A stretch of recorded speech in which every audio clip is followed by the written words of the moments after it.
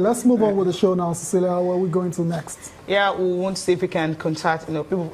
Yesterday it was just all over everywhere, social media, the protests that happened. The pictures, right? The pictures and everything, not really looking cool. But, Yeah, but I think, okay. Paint the picture for us. No, I'm not, because at the end of the day, it's just when you're having our players, I'm always like, what are they protesting for? Okay, I'm not trying to be sarcastic here. I mean, it was 2014, 2015.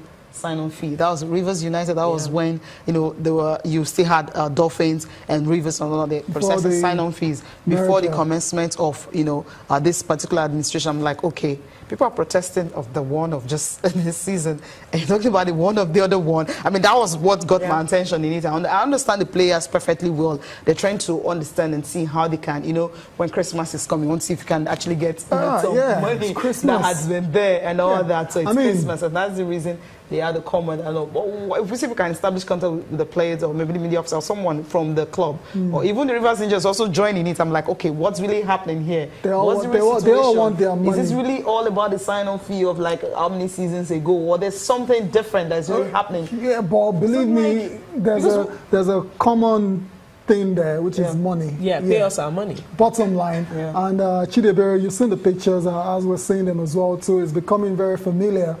Players going to the government house to ask for their monies, and you just wonder if this situation is going to stop anytime soon. The other time was Taraba, and now we have Rivers United. Rivers United is supposed to be one of the top echelon sides in Nigeria. Well funded. Yeah, right. Yeah, well funded. Exactly. That's the impression we got. But we get to these things all the time.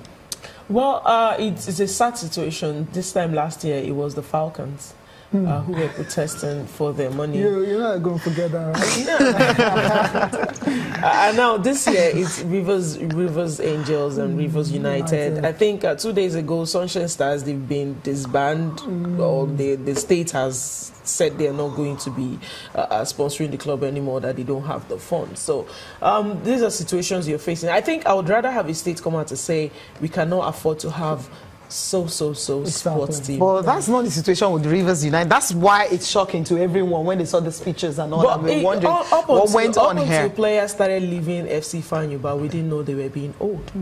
So some of them will be. So you never can say. You can never say. You can never say. When the players see, when you've worked hard, I saw one of the placards read, "We don't have pension, pay us our money." Those players, they've worked hard for what they should be earning, and I don't know what the situation in Rivers State is, but I think it's unjust to have someone do work for you and not pay, which is it baffles me what the LMC actually does about stuff like this. What is their duty? What is their instructions towards making sure that the welfare of the footballers are taken care of? Because there's only so much a player that's why I'm even scared. You see Anthony Okpotu, Pt.1 all those guys doing good I'm not even sure some of them will still be footballers for a Nigerian if they get the opportunity, they're gone. They're gone. And people keep talking about how Ghana Raw is focused on getting players abroad. And I'm like, hello, because everybody who is good enough is out there. It's out of the country, and they wouldn't want to remain in Nigeria if they get an opportunity. That's why you see Nigerian players moving to Finland, Finland is cool. Kosovo.